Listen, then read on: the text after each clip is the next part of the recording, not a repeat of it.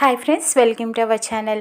సహస్ర ఆలోచిస్తూ ఉంటుంది. ఎలాగైనా భావని లక్ష్మిని అక్కడ గుడికి వెళ్లకుండా ఆపాలి అని ప్లాన్ చేస్తూ ఉంటుంది. ఇటు పక్కన తెల్లారిన తర్వాత లక్ష్మి ఇటు విహారి ఇద్దరు గుడికి వెళ్ళడానికి రెడీ అవుతూ ఉంటారు.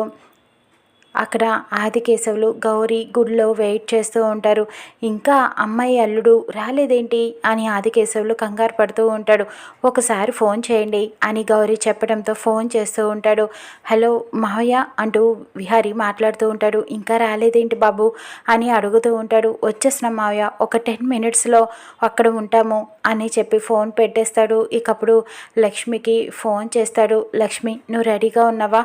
నేను అక్కడ బయట వెయిట్ చేస్తూ ఉంటాను, నువ్వు తొందరగా వచ్చేసే అని చెప్పి ఫోన్ పెట్టేస్తాడు. ఇక రెడీ అయ్యి బయటికి యమునతో చెప్పి వెళ్తూ ఉంటాడు. అమ్మ, నేను బయటకు వెళ్తున్నాను అంటూ వెళ్తూ ఉంటాడు. ఎక్కడికి బావా అని చెప్పి సహస్ర అడుగుతూ ఉంటుంది. నేను పని ఉంది, నాకు బయటకు వెళ్ళాలి అని హడావిడిగా వెళ్ళిపోతూ ఉండగా, లేదు బావా, నువ్వు ఎక్కడికి వెళ్ళడానికి వీల్లేదు, లేకపోతే నేను కూడా నీతో పాటే వస్తాను బయటికి అని మొండిగా కూర్చుంటుంది. ఇక యమున కూడా అవును విహారీ, పోనీలే తీసుకువెళ్ళు, ఏమవుతుంది అని చెబుతూ ఉంటుంది. లేదమ్మా, అక్కడ నా ఫ్రెండ్ నా కోసం చాలాసేపటి నుంచి ఇప్పటికే వెయిట్ చేస్తున్నాడు అని విహారీ చెబుతూ ఉంటాడు. ఏం పర్వాలేదు, నేను వస్తాను అని చెబుతూ ఉంటుంది.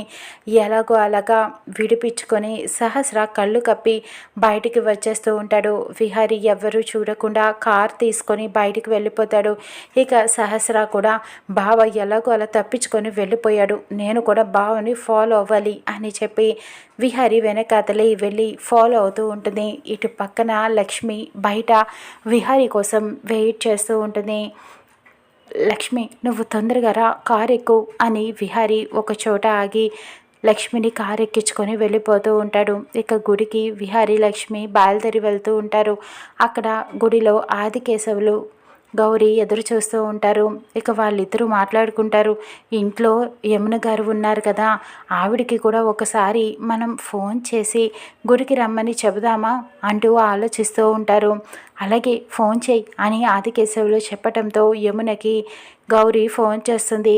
నేనమ్మా ఆదికేశవులు గారి భార్యని గౌరీని మాట్లాడుతున్నాను అంటూ మాట్లాడుతూ ఉంటుంది. మీరు కూడా ఈరోజు గుడిలో పూజ జరుగుతోంది, మీరు కూడా వస్తారా అని అనటంతో నేనెందుకు అని యమున అడుగుతూ ఉంటుంది.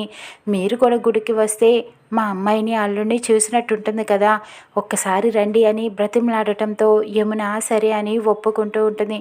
అలాగే వస్తానండి అని మొహమాటంగా ఫోన్ పెట్టేస్తుంది. ఇక యమున కూడా గుడికి వెళ్ళడానికి సిద్ధమవుతూ ఉంటుంది. వాళ్ళు అంత ప్రేమగా పిలుస్తున్నారు కదా, ఒకసారి వెళ్ళొద్దాం అని ఆలోచిస్తూ ఉంటుంది. ఇక యమున కూడా బయలుదేరి గుడికి వెళ్తుంది. అక్కడ సహస్ర విహారీని ఫాలో చేస్తూ గుడికి వెళ్తుంది. విహారీ లక్ష్మి ఇద్దరు గుడికి చేరుకుంటారు. ఇక ఆదికేశవులు గౌరీ ఇద్దరు కూడా వీళ్ళిద్దరిని చూసి చాలా సంతోషపడుతూ ఉంటారు. ఇక పూజకి అన్నీ సిద్ధం చేసాం, మీరు వచ్చి కూర్చొని పూజ చేస్తే చాలు అని చెప్పడంతో ఇక ఇద్దరు కూడా రెడీ అయ్యి సంతానం కోసం పూజ చేయడానికి సిద్ధపడతారు. ఇటు యమున సహస్ర కూడా గుడికి వస్తారా? వీళ్ళ నిజ స్వరూపం యమునకి తెలిసిపోతుందా? చూద్దాం రానున్న ఎపిసోడ్లో.